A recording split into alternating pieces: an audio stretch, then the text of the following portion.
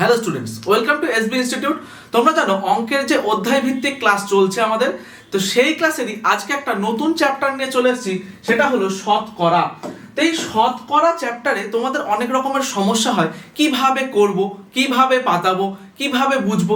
তো এই ধরনের সমস্যাগুলো থেকে কিন্তু দূরে থাকতে আমাদের এই ক্লাসটা অবশ্যই দেখো, তাহলে উপকার তো অবশ্যই পাবে। তাহলে শতকরা জিনিসটা কি আগে সেইটা একটু বুঝে নিই। আচ্ছা, শতকরা জিনিসটা হলো কোনো জিনিসকে বা কোনো পদার্থের পরিমাণকে বা কোনো টাকাকে 100 এর মধ্যে কত সেইটা বোঝানোর জন্যই কিন্তু শতকরা কথাটা ব্যবহার করা হয়। তো সেটাই ধরো তোমার কাছে আছে 100 টাকা, তার মধ্যে থেকে তুমি 20 টাকা কাউকে দিয়ে দিলে, তোমার বন্ধুকে দিয়ে দিলে। তার মানে তোমাকে যদি জিজ্ঞাসা করা হয় যে কত পার্সেন্ট টাকা তুমি দিলে, তখন তুমি বলবা 20% টাকা দিয়ে দিলে। আবার ধরো কেউ কারোর ওজন 100 কেজি, সে 1 মাসের মধ্যে 5 কেজি ওজন কমিয়েছে, তাহলে তো তাকে যদি বলা হয় যে সে কত পার্সেন্ট ওজন কমিয়েছে, সে কিন্তু বলবে 5% ওজন কমিয়েছে। তাহলে এই রকম ঘটনার ক্ষেত্রে তাহলে আমরা দেখতে পাচ্ছি যে প্রত্যেকটা 100-র মধ্যে কতটুকু হয় সেটার ক্ষেত্রে কিন্তু শতকরা কথাটা বলা হয়। তো দেখবো আজকের অঙ্ক কি বলেছে এবং একটু একটু করে শিখবো। তো দেখো, প্রথম অঙ্কটা বলে দিয়েছে 625 টাকার 8% কত টাকা। তো আমরা একটুখানি খুব সুন্দর করে বোঝার চেষ্টা করি।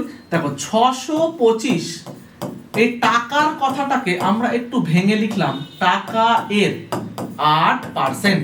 আচ্ছা, এর মানে আমরা সেই ছোট থেকে পড়ে আসছি কি এর মানে গুণ। তাহলে আমরা কি লিখবো 625 গুণ 8%। আচ্ছা, এইবার কথা হচ্ছে এই পার্সেন্টটাকে তো তুলতে হবে। পার্সেন্টটাকে তুলতে গেলে কি করতে হয়, নিচে 100 বসাতে হয়। কার নিচে? যে সংখ্যার পার্সেন্টেজ থাকে, যে সংখ্যার গায়ে সেই সংখ্যার নিচে বসাতে হয়। তাহলে 625 গুণ 8/100। তাহলে 25 দিয়ে কাটলে এটাকে হয় কত? 25, 25 এ 625, 25 দিয়ে কাটলে হয় 4, 25 এ 100, 4 দিয়ে কাটলে হয় 4 দুগুণে 8। তাহলে 25 গুণ 2 মানে 50। তাহলে 625 টাকার 8% হলো 50 টাকা। তো এই অঙ্কটা ছিল একদম পার্সেন্টেজের বেসিক অঙ্ক। তো এই ধরনের অঙ্ক যে পরীক্ষায় দেয় না বা আসে না সেরকম কিন্তু নয়। এটা কিন্তু ডাব্লিউবিপি বা কেপি এই ধরনের কিছু কিছু পরীক্ষাগুলো রয়েছে, একদম ডাইরেক্ট এইগুলো দিয়ে দেয়। এইবার কথা হচ্ছে সেই পরীক্ষাগুলোর সাথে একটুখানি অন্যরকম দেয়। কিরকম? এই পার্সেন্টেজের জায়গায় দশমিক যুক্ত কোনো সংখ্যা দিয়ে দেয়, বা এইখানে কোনো টাকার দশমিক যুক্ত কোনো সংখ্যা দিয়ে দেয়, দিয়ে কিন্তু তারা দেয়। ঠিক আছে, তাহলে দেখবো পরবর্তী অঙ্ক কি বলেছে। দেখো, বলেছে একটি চৌবাচ্চার জল ধারণ ক্ষমতা 425 লিটার, তলদেশের ছিদ্র দিয়ে 8% জল বের হয়ে গেলে চৌবাচ্চার অবশিষ্ট জলের পরিমাণ কত। তাহলে কি বলেছে? বলেছে ধরো এরকম একটা চৌবাচ্চা ছিল, যার যেখানে 425 লিটার জল ধরে, আর এই ফুটো থাকার জন্য তলায় 8% জল বেরিয়ে যায়। কার 8% জল বেরিয়ে যায়? যে পুরো চৌবাচ্চাটা ছিল সেই চৌবাচ্চার পরিমাণের 8% জল বেরিয়ে যায়। তাহলে চৌবাচ্চার পরিমাণ কত?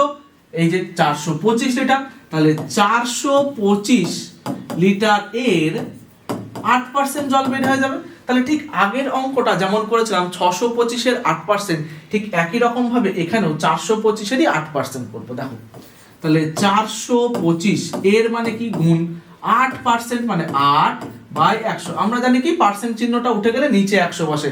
তো দেখো, আজকে কিন্তু একটা জিনিস শিখে গেলাম যে পার্সেন্ট চিহ্ন যদি উঠে যায় তাহলে কিন্তু নিচে 100 বসে, আর যদি আমাকে কখনো পার্সেন্ট চিহ্ন আনতে হয় তখন কিন্তু ওপরে 100 দিয়ে গুণ করতে হয়। তাহলে এটা কাটাকাটি করি। 25 দিয়ে কাটলে হবে 17, এটা 25 দিয়ে কাটলে হবে 4। আচ্ছা, 4 দিয়ে 8কে কাটলে 4 দুগুণে 8, তাহলে 17 গুণ 2 মানে 17 দুগুণে 34। তাহলে 425 লিটার জল ধারণ ক্ষমতা ছিল, কিন্তু সেখান থেকে 34 লিটার জল কিন্তু বেরিয়ে গেছে। তাহলে 34 লিটার জল যদি বেরিয়ে যায় তাহলে কতটুকু জল পড়ে থাকবে দেখি। 425 থেকে আমরা কি করব, 34 বাদ দিয়ে দেবো। বাদ দিলে কি? বিয়োগ 1। আচ্ছা, 9 হাতে 1, আচ্ছা সরি, আচ্ছা হাতে 1 3। তাহলে 391 মানে অপশন বি কিন্তু সঠিক উত্তর হয়ে যাবে। 391 লিটার জল কিন্তু অবশিষ্ট জলের পরিমাণ। আচ্ছা, এই অঙ্কটাকে একটু অন্যভাবেও করা যায়। সেইভাবে কিভাবে করা যায়? তাহলে দেখো, আমরা দেখলাম কি যে 8% জল বের হয়ে গেল। আমরা যদি মনে করি পুরো চৌবাচ্চাটা, এই পুরো চৌবাচ্চাটা হলো 100%, ঠিক আছে? পুরো চৌবাচ্চা যদি 100% হয় তাহলে 8% জল বেরিয়ে গেলে কত পার্সেন্ট জল পড়ে থাকে? পড়ে থাকে কিন্তু আমার 100 মাইনাস 8 মানে 92%। এই 92% কিন্তু পড়ে থাকে। তো এই 92 কার 92%? সেই 425 মানে 425 গুণ 92 বাই 100। তাহলে 25 দিয়ে কাটলে একই 4, 25 দিয়ে কাটলে 17, আচ্ছা 4 দিয়ে কাটলে 4 দুগুণে 8, 3 4 12। আচ্ছা এটা গুণ করলে কিন্তু 17 আর 23 যদি গুণ করি 391 হয়। ঠিক আছে, তাহলে এই ক্ষেত্রে একবারে উত্তর বেরোবে, এই ক্ষেত্রে লাস্টে বিয়োগটা করতে হবে। এবার তুমি যেটা তোমার সুবিধা হবে তুমি কিন্তু সেইভাবেই করবে। উত্তর দুটো ক্ষেত্রে করলেই একই বেরোবে, সমস্ত ধরনের অঙ্কই বেরোবে, কোনো অসুবিধা নেই। ঠিক আছে, পরবর্তী অঙ্ক দেখবো কি বলেছে। বলেছে একটি নির্বাচনী কেন্দ্রে, আচ্ছা এইটা অঙ্কটা তো একদম স্টার ভিভিআইপি অঙ্ক, বিভিন্ন পরীক্ষায় বিভিন্নবার বহুবার এসছে। তো এই অঙ্কটা কিভাবে করা যায়, কিভাবে শর্টে করা যায় আমরা দেখব। বলছে একটি নির্বাচনী কেন্দ্রে 20% ভোটার ভোট দানে বিরত ছিল।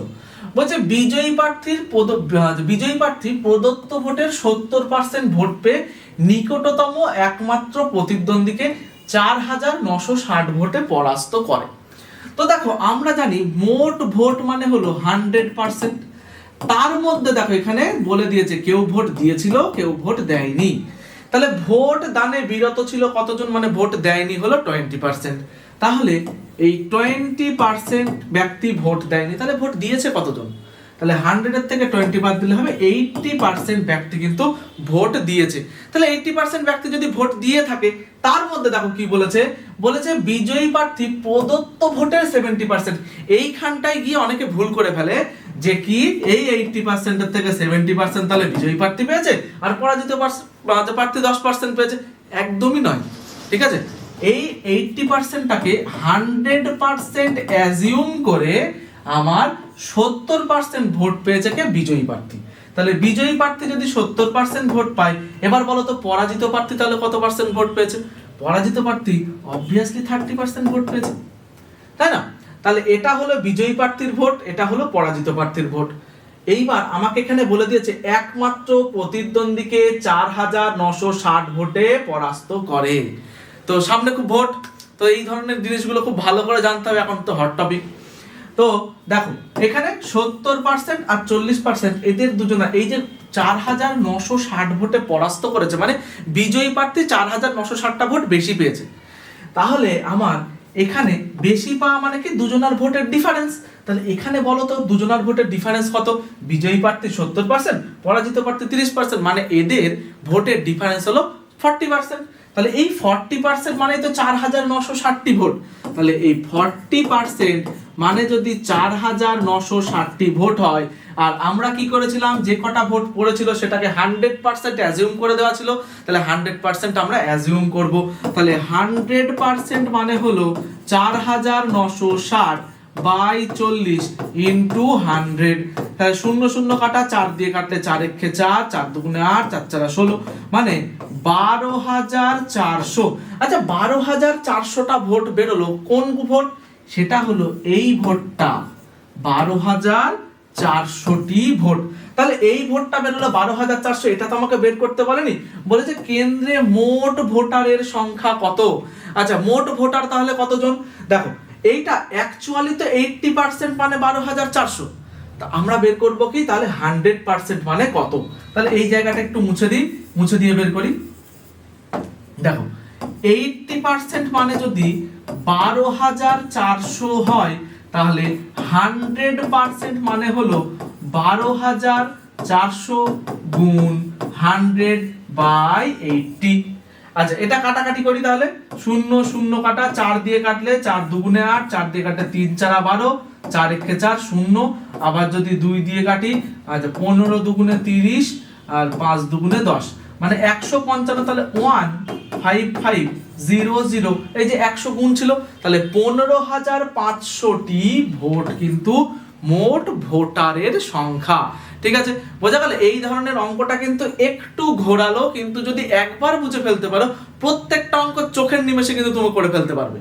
ঠিক আছে, কখনো যেন এই 12400 বের করে ফেলে তোমরা করে ফেলবে না, যে উত্তর দাগিয়ে দেবে না। আবার এইখানে যে 80% বেরিয়েছিল সেইটার থেকে যেন এই 70%কে বাদ দিয়ে পরাজিত প্রার্থী 10% করে ফেলবে না, তাহলে কিন্তু ভুল হয়ে যাবে। ঠিক আছে, তা একবার ভালো করে দেখে নাও, দিয়ে চলে যাব পরবর্তী অঙ্কে। দেখো পরবর্তী অঙ্ক কি বলেছে, বলেছে 135-এর 35%, x এর 45% হলে x কত। মানে 135, আচ্ছা এর মানে তো গুণ আমরা জানি, আর 35% মানে পার্সেন্ট যদি চিহ্নটাকে তুলে দিতে হয় তাহলে 35/100 সমান সমান x গুণ এর মানে গুণ, আর এখানে হবে কি 45%, পার্সেন্ট উঠে গেলে 45/100, এখান থেকে ক্যালকুলেশন করে x এর মান বের করতে হবে। তো তুমি তো খুব সহজে বের করতে পারো। দেখো কি করে বের করবো তাহলে, দেখো নিচের 100 কাটা, তাহলে কি পড়ে থাকলো এদিকে 135 গুণ 35 সমান সমান 45x, তাহলে এই 45কে এপারে নিয়ে চলে আসবো, তাহলে তো আমার x সমান সমান বেরিয়ে যাবে। তাহলে 135 গুণ 35 বাই 45, এইটা হলো x এর মান। তাহলে 15 দিয়ে যদি কাটি 9 15 135 হয়। আচ্ছা তুমি যদি একবারে না পারো নামটা তোমাকে মুখস্থ করতে হবে। আচ্ছা 15 দিয়ে কাটলে 3 15 45, আচ্ছা 3 দিয়ে যদি কাটে 3 তিরিক্ষে 9, তাহলে কত হলো 3 দিয়ে 35 কে গুণ, তাহলে 3 5 15 5 হাতে 1 3 তিরিক্ষে 9 আর 1 10, 105 সমান সমান x, মানে x এর মান কত, অপশন বি 105। ঠিক আছে, তাহলে এই অঙ্কটা ছিল। আগের যে দুটো অঙ্ক করলে সেই অঙ্কটাকে খুব সুন্দরভাবে অ্যানালাইসিস করে তুমি যে বুঝতে পারলে কিনা তার জন্য, তাহলে দেখো এটা কিন্তু খুব সহজ করে ফেলা যায়। পরবর্তী অঙ্ক দেখবো কি বলেছে, বলছে একটি সংখ্যার 25%-এর সঙ্গে 150-এর 30% যোগ করা হলো, যোগফল কত, 75 হলে সংখ্যাটি কত। আচ্ছা একটি সংখ্যার 25%, সেই একটি সংখ্যায় তো বের করতে বলছো, তুমি তো জানো না, তাহলে সেই একটি সংখ্যাকে কি করব আমরা, x ধরে নেব। তাহলে একটি সংখ্যার 25% মানে একটি সংখ্যা এর 25% হলো, এর সঙ্গে কি করব, এর সঙ্গে বলেছে 150 এর 30% যোগ করব, তাহলে যোগ করব কাকে, 150 এর 30% দিয়ে বলেছে কি যোগফল হবে কত, 75। তাহলে ক্যালকুলেশন করে x বের করে দিই, তাহলে তো হয়ে যাবে। আচ্ছা 25 দিয়ে 100 কাটলে 4, এটা উপরে একটা শূন্য নিচের একটা শূন্য, এর উপরে একটা শূন্য নিচের একটা শূন্য কাটা, তাহলে কি পড়ে থাকলো এখানে x/4 প্লাস 3 15 45 সমান সমান 75। তাহলে x/4 সমান সমান 75 মাইনাস 45, তাহলে x/4 সমান সমান বিয়োগ করলে হয় 30, তাহলে x সমান সমান 4 গুণ হয়ে যাবে, মানে 4 গুণ 30 হলো আমাদের 120, মানে অপশন ডি হলো সঠিক উত্তর। তাহলে বোঝা গেল যে এই ধরনের লিখে দেওয়া থাকলে যা যা লিখে দেবে আমরা ঠিক কিন্তু তাই পাতাবো, পাতালেই আমার অঙ্ক হয়ে যাবে। এমন কিচ্ছু আহামরি বিশাল কঠিন কিচ্ছু না, কিন্তু একদম খুব সহজে করে ফেলতে পারবো। বোঝা গেল? তাহলে আমরা যে সংখ্যাটার কথা বলে দেবে, ঠিক যে পজিশনে বলে দেবে সেই পজিশনটাকে আমরা x ধরে নেব, তাহলেই হয়ে যাবে অঙ্ক। পরবর্তী অঙ্ক দেখবো কি বলেছে, বলছে জলকে বরফে পরিণত করলে 10% আয়তনে বাড়ে এবং বরফ গলে জলে পরিণত হলে আয়তন কমে কত পার্সেন্ট। তো এই অঙ্কটা প্রচুর পরীক্ষায় তোমরা কিন্তু সকলেই দেখেছো, যারা নতুন তারা হয়তো জানো না, কিন্তু যারা পুরনো তারা অবশ্যই এই অঙ্কটা দেখেছো। তো এই অঙ্কটা কিভাবে করব, সহজে করব, একদম ইজি, দুটো লাইনে অঙ্কটা শেষ করব। আচ্ছা আগে কনসেপ্টটা বলে নিই, তারপরে শর্টে কি করে করতে হয় তারপর দেখবো। আচ্ছা বলেছে কি, বলছে জলকে বরফে পরিণত করলে 10% আয়তন বাড়ে। আচ্ছা আমরা যদি ধরে নিই জলের পরিমাণ 100, তাহলে বরফের পরিমাণ কত হবে, আচ্ছা এটা যদি জল হয় তাহলে বরফ কত হবে, দেখি বরফ হবে কিন্তু বলেছে 10% আয়তনে বেড়ে যাবে, মানে 100-র মধ্যে আরো 10 বেড়ে যাবে, তাহলে আগে ছিল 100 এখন হবে 110। এইবার কি বলেছে, বলছে বরফ গলে জলে পরিণত হলে আয়তন কত পার্সেন্ট কমে, কত পার্সেন্ট কমে। দেখো আমার এখানে বরফ ছিল কত 110, এটা যদি জল হয় তাহলে কি 100 হবে, তো তার মানে কমলো কতটুকু, তুমি বলো কমলো কতটুকু, কমলো কিন্তু এই যে 10 বেড়ে গেছিল সেটাই তো কমলো, কিন্তু কতর মধ্যে কমলো, আগে 100 ছিল কারণ জল থেকে বরফ হয়েছিল, এবার কিন্তু বরফ থেকে জল হয়েছে, মানে 110-এর মধ্যে 100 কমেছে, কিন্তু তোমাকে বের করতে বলেছে কি সব পার্সেন্টেজে, মানে 100-র মধ্যে কত সেটা তোমাকে বলতে হবে। তাহলে কি করব, দেখো 110-এ কমেছে হলো 10, তাহলে 1-এ কমেছে হলো 10/110, আর 100-র মধ্যে কমেছে হলো 10/110 গুণ 100, শূন্য শূন্য কেটে দিলাম, তাহলে 100/11 পড়ে থাকলো। আচ্ছা 100/11 যদি 100কে আমরা ভাগ করি 9 11 99 হয় 1, মানে 9 পূর্ণ 1/11, তাহলে অপশন এ হয়ে যাবে সঠিক উত্তর। কিন্তু তুমি এই 3 লাইন কেন করবা যদি 2 লাইনে পারো করতে? অবশ্যই, কারণ আমার এখানে কিন্তু সময়েরই শর্টেজ, সময়কে বেশি ব্যবহার করা যাবে না, কম সময়ের মধ্যে তাড়াতাড়ি বলতে হবে। তো আমরা কিভাবে করব? যদি কোনো পার্সেন্টেজের অঙ্কে এরকম সিঙ্গেল পার্সেন্টেজ দিয়ে আয়তন কত, ধরো একটাই বলেছে যে এত পার্সেন্ট বাড়বে, দিয়ে লাস্টে বলেছে তাহলে ওইটার জন্য কত কমাতে হবে বা কত বাড়াতে হবে, এইরকম যদি ঘটনাগুলো তোমাকে বলে দেয়, মানে একটা পার্সেন্টেজের অঙ্কে যদি সিঙ্গেল পার্সেন্টেজ দিয়ে কোনো অঙ্ক থাকে, তাহলে সেক্ষেত্রে আমি একটা সূত্র ব্যবহার করি। সূত্রটা হলো a/100 ± a × 100। আচ্ছা এই সূত্রটা যে শুধুমাত্র এখানেই কাজে লাগে, শতকরার অঙ্কে কাজে লাগে তা নয়, প্রচুর জায়গায় কাজে লাগে। লাভ ক্ষতি অঙ্ক করতে গিয়ে দেখবে তো অনেক জায়গায় কাজে লাগছে। তাহলে দেখো এইখানে এ কি, এ আর বাকিগুলো কিভাবে বসবে, তাহলে আমি এই পাশটা একটু মুছে দিলাম, হ্যাঁ, তাহলে করতে সুবিধা হবে। তো দেখো এ মানে হলো যে পার্সেন্টেজটা দেওয়া থাকবে সেই পার্সেন্টেজ, মানে 10/100 ± a। যদি বলে এখানে বাড়বে তাহলে লিখবো প্লাস, যদি বলে কমবে তাহলে লিখবো মাইনাস। তাহলে 100 + 10 × 100 হলো। তাহলে দেখো 10/110 × 100, তাহলে 0 যদি কেটে যায় তাহলে 100/11। আচ্ছা এই দেখো 100/11 এসছে, একই জিনিস, তার মানে 99 পূর্ণ, আচ্ছা সরি 99 পূর্ণ 9 পূর্ণ 1/11 বোঝা গেল। তাহলে 9 পূর্ণ 1/11 কিন্তু সঠিক উত্তর, অপশন এ। তাহলে তুমি যদি চাও এভাবেও করতে পারো। আচ্ছা যখন তোমার সূত্রটা খুব সহজে চলে আসবে তখন কিন্তু ডাইরেক্ট তুমি এই লাইনে লিখবা, এইগুলো লেখার তোমার কোনো প্রয়োজন পড়বে না তখন। তো সেই জন্যই বললাম যে 2 লাইনে কিন্তু অঙ্কটা একদম সহজে হয়ে যাবে। ঠিক আছে, তো আজকে শতকরা এই পর্যন্তই ছিল। তো পরের দিন আবার শতকরা কিন্তু পার্ট 2 আসবে।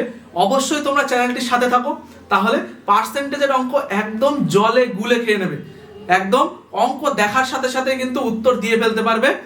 তো যদি ভিডিওটা ভালো লেগে থাকে অবশ্যই ভিডিওটা একটা লাইক করে দিও এবং এসবি ইনস্টিটিউট চ্যানেলটিকে সাবস্ক্রাইব করে নিও, কারণ তোমাদের একটা সাবস্ক্রাইব আর একটা লাইকই কিন্তু আমাদেরকে অনুপ্রেরণা দেয় আরো ভালো করে কিভাবে উপস্থাপন করলে তোমরা আরো সুন্দর করে বুঝতে পারবে। আবার দেখা হচ্ছে পরের দিন পরবর্তী ক্লাসে। আজকের মতো এখানেই।